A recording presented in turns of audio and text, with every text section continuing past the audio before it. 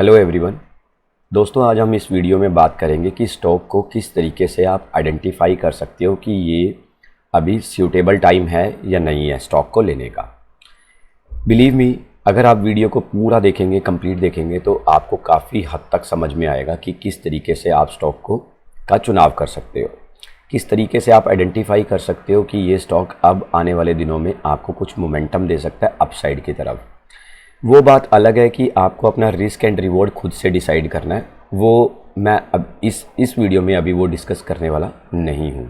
तो risk and reward आपको decide करना है। मैं सिर्फ आपको बताने वाला हूँ कि कैसे आप स्टॉक को आइडेंटिफाई कर सकते हो कि ये अब लेना बनता है स्टॉक। देखिए दोस्तों, बहुत सारे इंडिकेटर्स हैं मार्केट में।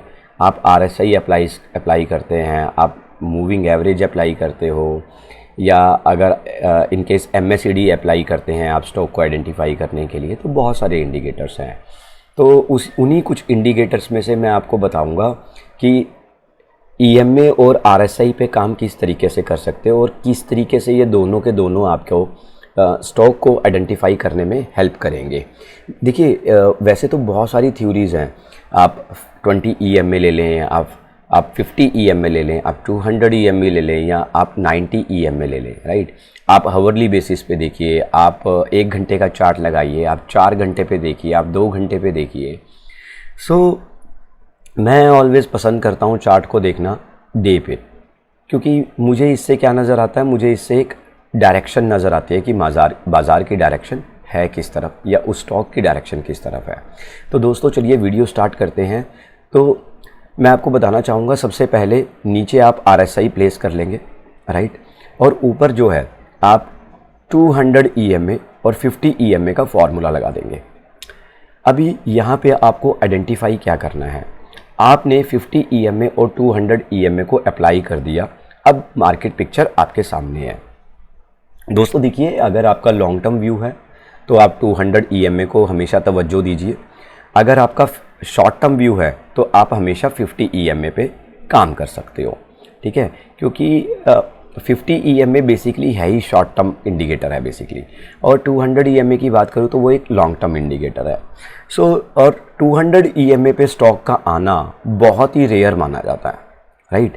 तो चलिए स्टार्ट करते हैं, बात करते हैं। देखिए, सबसे पहले बात करूँगा मैं कि क्या क्या चीज़ें आपको इसमें ध्यान देनी है, क्या क्या चीज़ें आपको प्रिकॉशनली देखनी है स्टॉक के अंदर जब भी आप 50 EMA और 200 EMA पे काम कर रहे हो। तो देखिए, सबसे पहले तो मैं एक चीज़ ये देख लेंगे, जो भी स्टॉक अभी मैंने ये सामने स्टॉक लगाया हुआ है RVNL, राइट, रेलवे विकास निगम लिमिटेड। अब इस स्टॉक में आप देख सकते हैं कि 50 EMA जिसका कलर ग्रीन है और 200 EMA का कलर हमने यहाँ पे ब्लू दिया हुआ है। तो आप देख सकते हैं 50 EMA ने ब्रेक किया 18 अक्टूबर 2022 को, और स्टॉक जो है उसके ऊपर चल पड़ा। अभी देखिए, मैं यहाँ से कंफर्मेशन नहीं लेना पसंद करूँगा। मुझे नहीं पता कि मार्केट यहाँ से कितना ऊपर जाएगा। तो देखिए, इसमें सबसे बढ़िया वे आउट क्या है। सबसे बढ़िया वे आउट है इसमें नंबर 1 कि जितना ज़्यादा स्पेस होगा 50 EMA और 200 EMA में, वो उतना ही ज़्यादा बेस्ट होगा ऊपर जाने के लिए। जितना ज़्यादा स्पेस होगा, तो ये एक तो आपको स्पेस पे जो है हमेशा मॉनिटरिंग करनी है कि स्पेस कहीं कम तो नहीं हो रहा है। तो वो आपको कैसे पता लगेगा, देखिए उसका पहचानने का तरीका क्या है। देखिए, जब कर्व अप साइड पे जा रहा होता है, राइट, ये देखिए, हम इसको थोड़ा सा बड़ा करके हम लोग इस तरीके से आइडेंटिफाई करने की कोशिश करते हैं कि मार्केट अभी क्या नज़र आ रहा है। ये देखिए, ठीक है। तो अब मैं यहाँ पे आया, फॉर एग्ज़ाम्पल, अब मुझे यहाँ पे ये पता लग रहा है कि कर्व यहाँ से उठ रहा है। अब आगे की अगर मैं डायरेक्शन पकड़ना चाहूँगा तो मुझे डायरेक्शन क्या मिल रही है, फ्लैट। ये ध्यान से देखिए इसको, ये देखिए, ये फ्लैट हो गया यहाँ पे जाके। तो यहाँ पे मुझे ये क्लियर पता लग जाएगा कि अब मार्केट जो है वो इतनी जल्दी पैसा डालने वाला नहीं है, राइट। तो आप यहाँ पे आगे देख सकते हैं आगे क्या हुआ स्टॉक में। ये देखिए कितने दिन तक फ्लैट चला। यहाँ पे आप देख सकते हैं 28 जुलाई 2023 से लेकर के स्टॉक चला आपका 29 अगस्त 2023। पूरा 1 महीना स्टॉक जो है वो फ्लैट, थोड़ा अप डाउन काम करता रहा साइडवेज में। उसके बाद देखिए अब आपके पास क्या है, अब यहाँ पे अगर आप सपोज़ कीजिए फॉर एग्ज़ाम्पल, आप मान लीजिए यहाँ पे एक लाइन ड्रॉ कर लेते हैं, राइट, ये वाली लाइन ड्रॉ कर ली। अब देखिए यहाँ से आपको कर्व उठता हुआ दिखाई दे रहा है, तो दिस इज़ द इंडिकेटर कि मार्केट अब यहाँ पे अप ट्रेंड ले सकता है।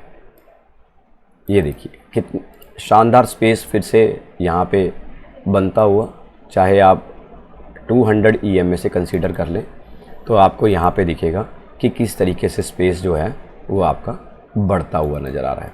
सो दोस्तों, जब भी आप 50 EMA 200 EMA पे काम कर रहे हो तो सबसे पहली चीज़ आपको ये भी आइडेंटिफाई करनी है कि कर्व 50 EMA और 200 EMA में कितना स्पेस है।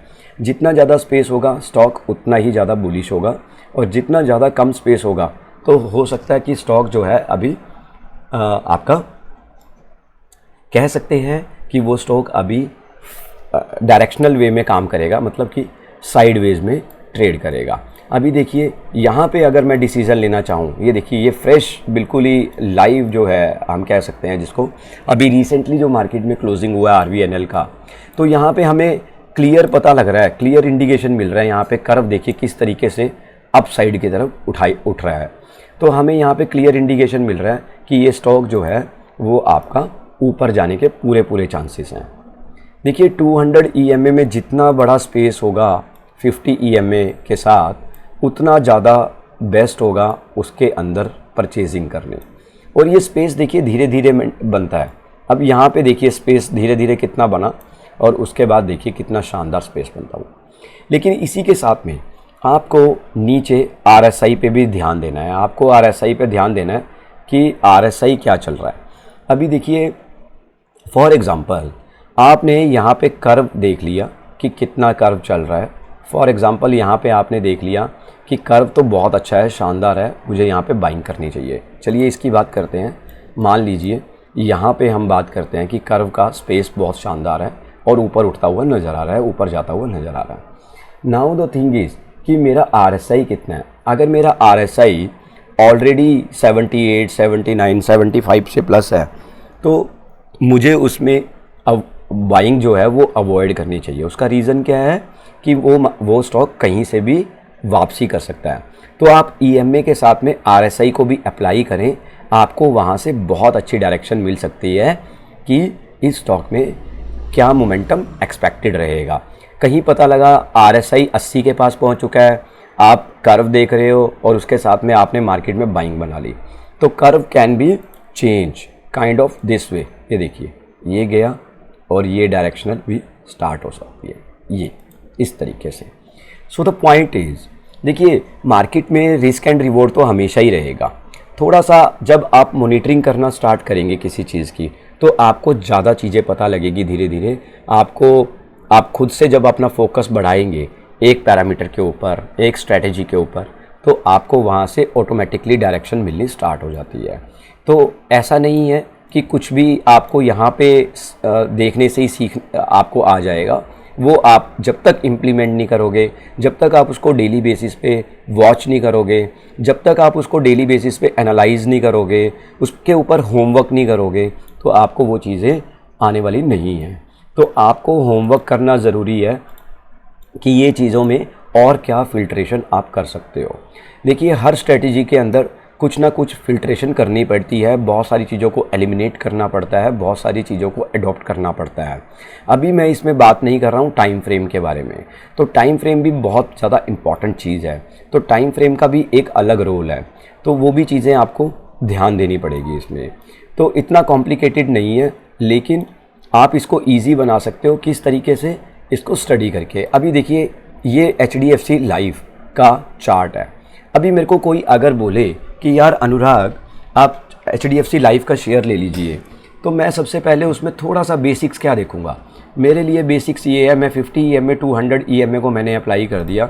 अभी आप यहाँ पे देखिए पहली चीज़ तो ये है कि नेगेटिविटी इतनी बड़ी है इस स्टॉक में कि ये स्टॉक जो है ग्रीन लाइन यहाँ पे 200 EMA को इंडिकेट कर रही है, तो ये स्टॉक जो है वो ऑलरेडी 200 EMA के नीचे काम कर रहा है, राइट। तो सबसे बड़ा नेगेटिव पॉइंट ये हो गया मेरे पास कि ये स्टॉक लॉन्ग टर्म में भी अभी भी मंदे में ही चल रहा है। उसके अलावा ये स्टॉक 50 EMA के नीचे भी काम कर रहा है, तो शॉर्ट टर्म में भी ये अभी वीक है। तो मुझे यहाँ पे बाइंग करना ही नहीं है इस स्टॉक को। जब ये 50 EMA के ऊपर आएगा या 200 EMA को टेस्ट करेगा, फिर डिसीज़न लेंगे कि इसमें करना क्या है, राइट। तो मीनवाइल इस स्टॉक में जब भी आप ट्रेड करेंगे तो हमेशा सेलिंग करके ट्रेड करेंगे। आप इसमें सेल साइड पे पोजीशन बना के ट्रेड कर सकते हो, पैसा ले सकते हो। बाइंग साइड पे ये स्टॉक पैसा देने के मूड में बिल्कुल नहीं है। ये देखिए, मैं आपको और एग्जांपल देता हूँ। AU स्मॉल फाइनेंस बैंक जो काफ़ी लंबे समय से मंदी में चल रहा है, आप इस स्टॉक में देखेंगे तो इस स्टॉक में भी आपको नज़र आएगा कि ये स्टॉक जो है अब थोड़ा बहुत, अगर हम कह दें यहाँ पे जस्ट यस, तो अब ये स्टॉक थोड़ा, देखिए ये स्टॉक भी 200 EMA ग्रीन लाइन को इंडिकेट कर रही है। तो ये स्टॉक अब 200 EMA पे जस्ट आया ही है, रीच आउट किया है। अब ये यहाँ पे कितना टाइम काम करवाएगा, this is most important thing. पहली चीज़, अब ये स्टॉक काफ़ी टाइम बाद 250 EMA को क्रॉस करके 200 EMA पे आया, और वो भी चैनल में काम करके। देखिए चैनल में किस तरीके से काम किया है स्टॉक ने, ये देखिए ये। तो अभी ये स्टॉक जो है अब चैनल में काम कर रहा है। नाउ द पॉइंट इज, कोई भी स्टॉक जब काफ़ी टाइम बाद आपका 200 EMA को टेस्ट करने आता है तो बिल्कुल भी वहाँ पे एकदम से बाइंग मत कीजिए। आप उसको पहले कई दिन तक ट्रेड करने दीजिए, उसको ब्रेकआउट देने दीजिए, उसके बाद ही काम करने का फ़ायदा है। अभी अगर मैं इस स्टॉक में खुद से ट्रेड की बात करूं तो मैं इस स्टॉक में सेल ही करूंगा 200 EMA पे, और जब ये स्टॉक दोबारा से 50 EMA को रीटेस्ट करने आएगा वहाँ पे प्रॉफिट बुकिंग करूंगा, और 50 EMA से जब ये 200 EMA को फिर से ब्रेक करेगा तब ये स्टॉक में हो सकता है देयर कुड बी पॉसिबिलिटी कि ये स्टॉक फिर वहाँ से अप ट्रेंड दिखाए। तो पहली बार जब ये 200 EMA पे आया है तो इसको बाय करने की बिल्कुल भी ज़रूरत नहीं है, इसको अवॉइड कीजिए बाइंग को। चलिए अब बात करते हैं और स्टॉक्स के बारे में। वहाँ पे भी हम देखते हैं, जैसे देख लीजिए आप, डाबर का स्टॉक है, काफ़ी इतनी ज़्यादा मोमेंटम नहीं करता है, लेकिन इस स्टॉक में देखिए क्या शानदार मोमेंटम क्रिएट होता हुआ दिखाई दे रहा है डाबर के स्टॉक में। आप देखिए यहाँ पे, ये देखिए। तो पहली चीज़ तो यहाँ पे मेरे को एक चीज़ क्लियर दिख रही है कि ये स्टॉक जो है वो अब अप ट्रेंड में जा रहा है, नंबर 1। नंबर 2, यहाँ पे एक चीज़ बढ़िया है, 50 EMA ने 200 EMA को ब्रेक कर दिया यहाँ पे, ठीक है, क्रॉस ओवर दिया है यहाँ पे। तो क्रॉस ओवर देना it is a good part. Secondly, सबसे ज़रूरी चीज़ जो मैं आपसे स्टार्टिंग से डिस्कस कर रहा हूँ इस वीडियो में, वो ये है कि कर्व का फेस किस तरफ है। ये देखिए कर्व का फेस देखिए आप किस तरफ है, ये देखिए ऊपर की तरफ है, बिल्कुल ऊपर की तरफ, फ्लैट एकदम। तो ये जो है कर्व का जो फेस है, ये इस टाइम पीरियड में ये इस तरीके से नहीं हो सकता कि ये ऐसे चला जाए। तो अभी इसका फेस पूरा इस तरीके से ऊपर उठा हुआ है, उसके बाद देखना बनता है कि इस स्टॉक में क्या होगा, राइट। तो ये एक डाबर का स्टॉक आप अपने पास नोट भी कर सकते हैं। स्टॉक बहुत अच्छे इंडिकेटर दे रहा है, और इसका लेकिन RSI अगर आप देखें तो 74.41 है। तो इस स्टॉक में थोड़ी बहुत गुंजाइश हो रहा है, 80 के आसपास आते ही RSI, तो थोड़ा सा वहाँ पे प्रॉफिट बुकिंग करके एग्जिट कीजिए। तो 600 रुपये का स्टॉक है, 600 रुपये के स्टॉक का मतलब है 6 या 18, 3% के आसपास की रिटर्न अगर आप एक्सपेक्टेड करते हैं, उससे आप खुश होते हैं, तो नेक्स्ट 10 to 15 डेज़ के लिए आप इस स्टॉक में बाइंग बना सकते हैं। डाबर के स्टॉक पे आपको बहुत ज़्यादा चांसेस है कि आपको ये स्टॉक निराश नहीं करेगा, आपको पैसा देके जाएगा। 613 रुपये का भाव है। कहीं पे भी स्टॉक में डिप आती है किसी भी दिन ट्रेडिंग सेशन में, तो वहाँ पे आप इसमें बाइंग बनाइए, और वहाँ से आप 20-25 रुपये का एक मोमेंटम इस स्टॉक में ले सकते हैं नॉन स्टॉप। तो इसके ऊपर मॉनिटरिंग रखेंगे, बात करेंगे डेफिनेटली नेक्स्ट वीडियो में कि डाबर में क्या हुआ, और डाबर में क्या हमारी डाबर की जो हमारी एनालिसिस है ये किस हद तक काम आई। आप देखिए यहाँ पे कितना बड़ा कर्व इसने स्पेस दिया, और ये स्टॉक बिल्कुल ही नीचे चला गया, और 50 EMA कितने बैडली तरीके से 200 EMA के नीचे आई, और 19 अक्टूबर 2023 को, और उसके बाद से ये स्टॉक नीचे ही काम करवाता हुआ जा रहा है। ये देखिए किस तरीके से ये स्टॉक जो है वो अभी डाउन ट्रेंड में चल रहा था। तो now this is the turn to get rise. तो ये थोड़े बहुत इंडिकेशंस हैं जो हमारे डे टू डे एक्टिविटी में हमें यूज़फुल रहते हैं, हमें काम आते हैं। गेल इंडिया देखिए आप, गेल इंडिया का आप देखिए किस तरीके से कर्व जो है वो अभी उठ रहा है, अभी इसने शेप नहीं लिया है। जब तक शेप नहीं लेगा नो डाउट 55 पे RSI है, कोई प्रॉब्लम नहीं है इस स्टॉक को भी बाय करने में, बहुत अच्छा दमखम ये स्टॉक दिखा सकता है। इसी तरीके से आपको एनालाइज करना है, आपको इसी तरीके से ये इंडिकेटर्स जो हैं आपको हेल्प करेंगे स्टॉक्स को आइडेंटिफाई करने में technically, right, technically, I am not saying fundamentally. And secondly, अगर आपका शॉर्ट टर्म व्यू है 15-20 दिन, महीने भर का, तो आप इस तरीके से स्टॉक को एनालाइज करके आप स्टॉक में जा सकते हैं। और डेफिनेटली जो अगर आपके एनालिसिस के ऊपर, आप अपने एनालिसिस के ऊपर स्ट्रेटजिकली सही ढंग से काम कर रहे हैं और उसको सही तरीके से इम्प्लीमेंट कर रहे हैं, जो भी गलतियां हो रही हैं उसको एलिमिनेट कर रहे हैं, तो ये डेफिनेटली कंफर्म है कि मार्केट आपको पैसा देगा ही देगा, उसमें कोई डाउट नहीं है। So this is all about today, how to use 50 and 200 EMA along with RSI। So दोस्तों, नेक्स्ट वीडियो में फिर से कनेक्ट होंगे और आपको डेफिनेटली कुछ ना कुछ आपके लिए मैं नया लेके आऊँगा, ताकि मैं अपनी भी नॉलेज बढ़ा सकूं और उसे शेयर कर सकूं आप सबके साथ। Thank you so much, keep learning, keep watching my videos and keep sharing my videos. Have a great weekend.